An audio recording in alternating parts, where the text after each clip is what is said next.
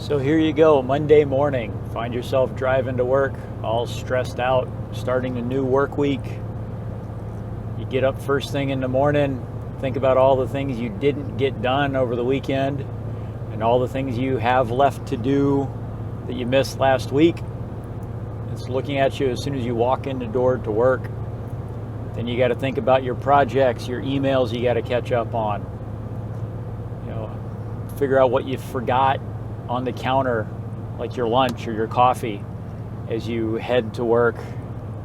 So Monday morning, the number one day for heart attacks,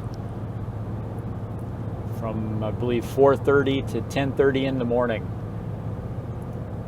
That's not something to look forward to start your day. Realize the older you get, the more important it is to do the things that you love to do and you want to do.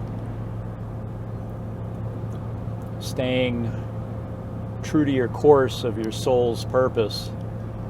Many of us, once we get into our 40s, start to realize we don't really know what that soul's purpose is or how we got so far away from it.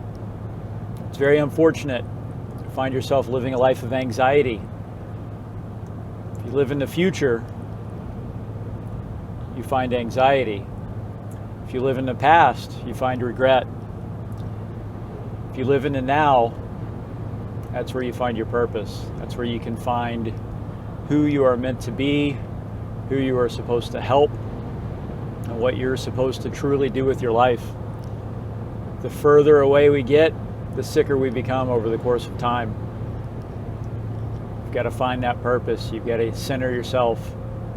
Find out what it is you were meant to do. How do you do that? That's the million-dollar question. You got to go within. Easiest way, find out what excites you. Find out what you like to do. Start doing it. What do you want to do for a hobby? What did you used to do that you loved that you've forgotten about, that you've strayed away from because you didn't have time, because you weren't able to make the effort? Time's ticking. So stop putting off what it is that you know you need to be doing. Stop making excuses. Just get out there and do it. If you don't, you're going to find yourself behind that same wheel a year later, having the same conversation with yourself, feeling stressed, feeling that pit in your stomach, anxiety, feeling like your life isn't going anywhere. Stuck in the rut. We all faced it. It's what you do with yourself to get yourself out of that. Because if you don't step forth and you don't work on yourself, focusing on finding that inner beacon, finding out what your purpose is and working towards that, you're not going to get any better. I believe it was Zig Ziglar said once, if you don't make any changes, the next 6 years of your life will look just like the previous 6 years of your life. You got to change. You got to embrace it.